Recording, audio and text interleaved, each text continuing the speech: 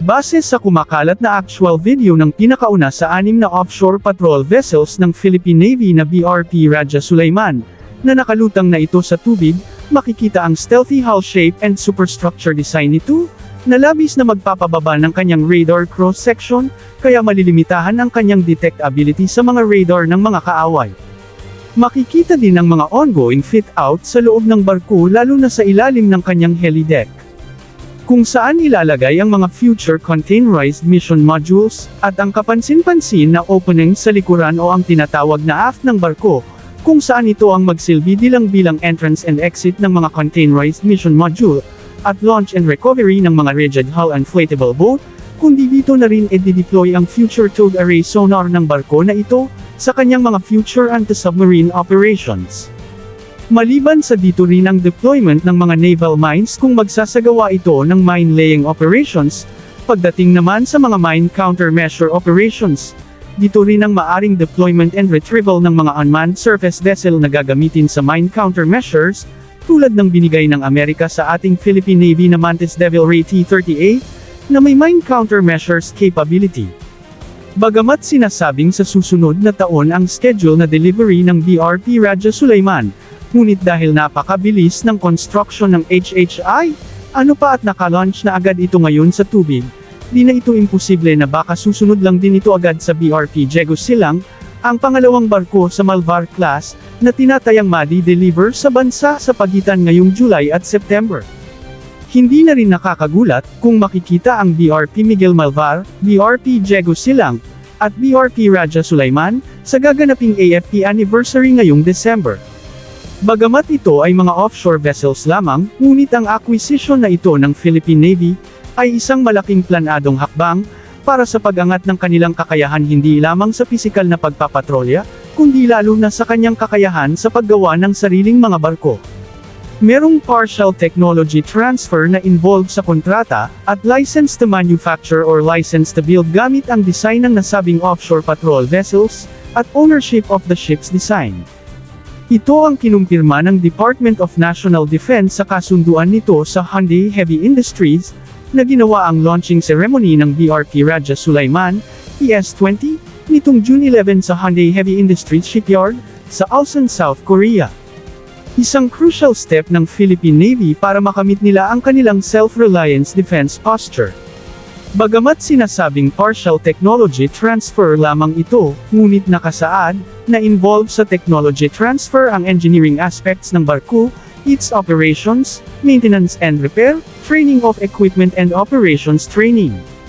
Ibig sabihin, hindi lamang design ownership ang makukuha ng Pilipinas, kundi sisiguraduhin din ng HHI, na maa-absorb ng Philippine Navy pati ang lahat ng technological aspects meron ang barko, upang masustain at ma-repair nila ang barko independently, na walang tulong o assistance, mula mismo sa Hyundai Heavy Industries.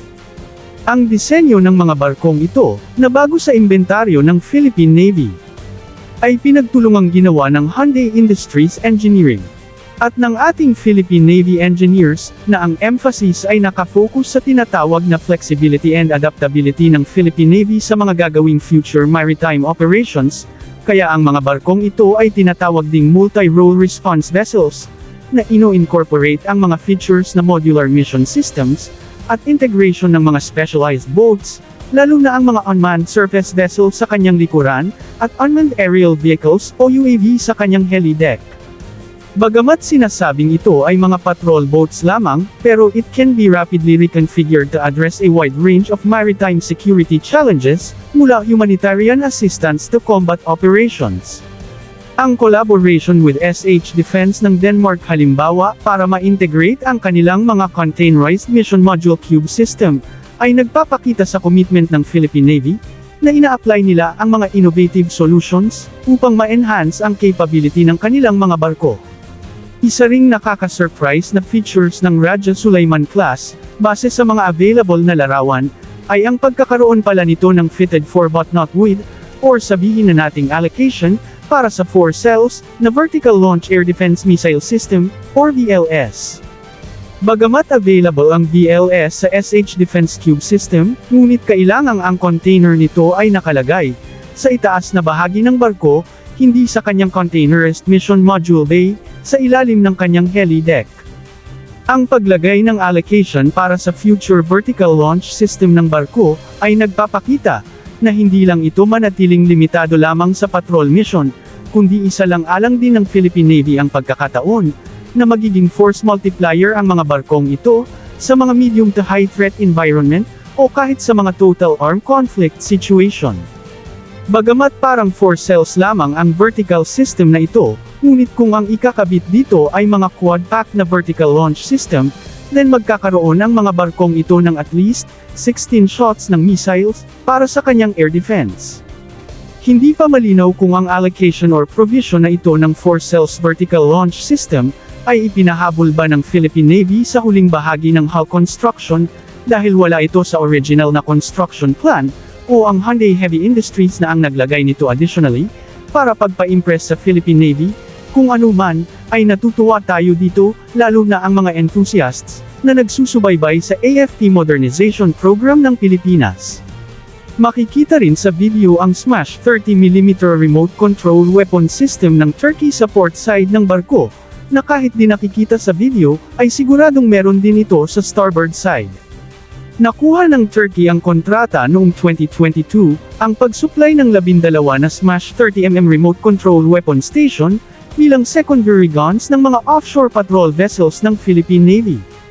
Ang mga auto-cannons na ito, ang siyang responsable sa pag-neutralize ng mga slow-moving threat sa parehong surface at air, tulad ng mga attack drones, attack helicopters, speedboats, suicide unmanned surface vessels, at limited capability against incoming missiles. During combat missions, ang mga anti-ship missiles, torpedo launchers, towed array sonars, at kahit close-in weapon system, ay makikita lamang sa containerized mission module sa loob ng barko. Dahil dumarami na ang barko ng Philippine Navy na nangangailangan rin ng mga naval port, ang Philippine Navy sa tulong ng Amerika, ay pinapalawak ang kanilang naval port sa Palawan, na nakaharap sa West Philippine Sea, particularly ang Oyster Bay, bilang bahagi rin ng kanilang modernization and defense efforts. Ang Oyster Bay ay magiging katulad ng Subic Naval Base sa hinaharap, na maliban sa dito rin mag-home port ang mga primary combat vessels ng bansa tulad ng mga Malvar class, at dito rin gagawin ang mga repair and maintenance ng mga unmanned surface vehicles nang binibigay at ibibigay pa ng Amerika sa Philippine Navy, tulad ng mga Mantis Devil Ray T-38, na ating binabanggit na maaring ma-integrate sa mga bagong Raja Sulaiman class offshore patrol vessels.